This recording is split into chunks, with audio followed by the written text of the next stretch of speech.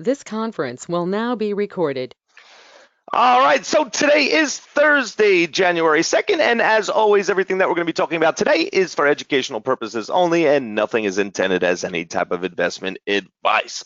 So coming into the new year, it looks pretty good out there. I mean, we definitely can see that most of our everyday market type stocks have made a pretty big jump up, and we have a bunch of brand new stuff. So let's start off with SES.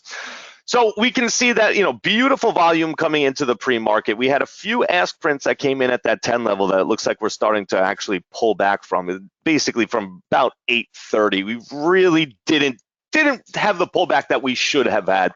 One thing that we do definitely want to take into account, though, is that 10 level is just a huge psychological number. And as we can see, it's a hard thing for it to be able to hold. So coming up above that 10, I was not happy with the bigger buying that we had whatsoever. You can see based off of, the bigger prints, we had 1, 2, 3, 4 for a dollar move towards that upside. So overall, I am not expecting it to hold that 10 level, but as we come back down, I definitely want to see if we start to see a little bit more building, because we really didn't have as much as we would have liked to see, especially with the amount of volume that we have going on out there.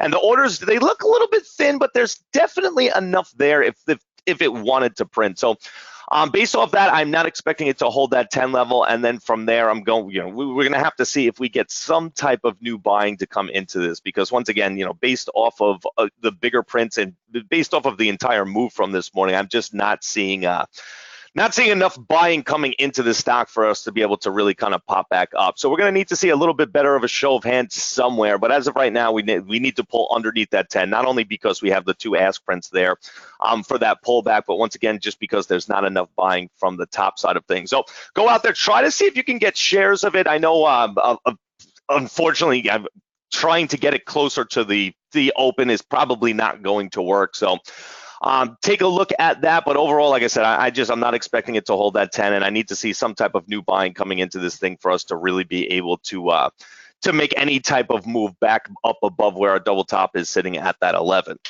Next thing is Fuel Cell, FCEL. So beautiful buying that was coming into this morning and pushing this thing up almost to that 3. But the one thing that I'm not really that happy about is this. So you can see right here, that 270, 271, 272, there was just a huge amount of a position being taken off, once we came into a little bit underneath that 3 level. So I haven't seen as much buying as we would need to for us to really be able to break up above that 3. But one thing that we do want to take into account is the fact that basically last week we had so much buying coming in. But once again, this stacks up 64%. So it did make a huge move up, but once again, just not as much as I would have liked to see either. And that was just a huge sell-off coming in. And is my computer got issues? Yeah, 157 million shares already traded coming into this morning. So one thing that you also want to keep into account is that what looks like a huge amount in a stock like this, it's really not. It's really not. Okay, so we really have to take in, and make things relative, especially when we get these bursts of prints that are coming out. Everything is relative, and when you have 160 million shares already, it really goes to show that the money flow is going to have to be huge for us to be able to get back up and break past that 3 level. SAVA. So we were talking about this last week. One thing that I really do like about this is if you look, so in the aftermarket on Friday, you can see, it little bit of a jump on some pretty decent volume, and then it held that consolidation. But what I'm really more interested in right now is the fact that it pushed up towards that 8, and we're still sitting and holding right here about that 650. So 650 is going to be a huge number for us to be able to hold. 7 doesn't have as much buying as I would like to see. It is definitely a little bit mixed. Don't get me wrong, it definitely does have its buying. You can see right here at 710, that was a nice little position being taken into.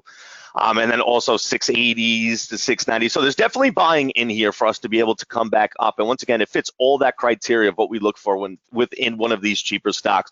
I really would like to see it hold right about here, that 675. 650 is definitely the spot where if it breaks below that, we're not really going to pay much attention. But 675, I'd really like to see it hold that. And if we do, and we get a trigger back up towards that buying around 750 and then 775-ish, certainly a high percentage trade. Next one, Rad. So Rad's been trading absolutely phenomenal. And the reason I say that is because it's been following the rules really, really well, and it's also had a huge range compared to what it typically trades. I don't really have a great show of hand in here yet. You can see coming into that 17 level, it really just skipped it. So there was just no buying whatsoever. We got a little bit of buying that came in up above. But once again, we're going to need a better show of hand to show us exactly what this thing is going to do. The reason it's on our list is because of the fact that it has all the criteria that we need. And based off of the personality that we've seen over the past week or so, it certainly can move. So once we get that show of hand, it's going to give us a better idea of direction, but certainly going to be keeping an eye. And also the personality that we saw last week as well. It follows the rules very, very well. So let's keep that in mind. NIO, so NIO, I know it's trading. I was looking at the volume, 218 million shares already.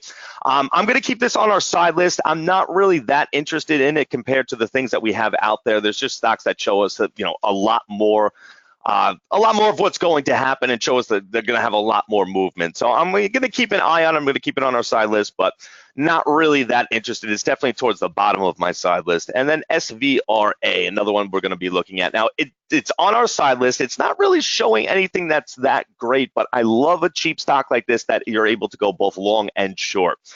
So once again, there's just not really a great show of hand for 50 few prints here and there. There's just nothing that's really definitive stuck in it yet. So I'm going to be keeping my eye on this as well. And once we get that definitive show of hand and it gives us that direction, we'll pretty much take it from there. Little worried about it not being able to trade because you can see 16 million shares traded already and it really has not done anything. So got to keep that in mind as well. Now, anything else out there that I missed?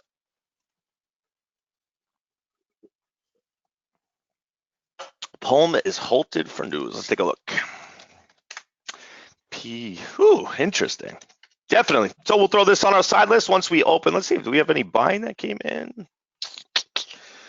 All right, so after that jump, not really much that we can go off of yet, but certainly we'll put it on our side list and we'll take a look once this thing does open. All right, guys, so let's get ready. Let's make sure that this new year that we start, remember, it doesn't take any effort whatsoever to build a bad habit. All right, they just unfortunately kind of happen, but it takes a ton of effort to build a good habit.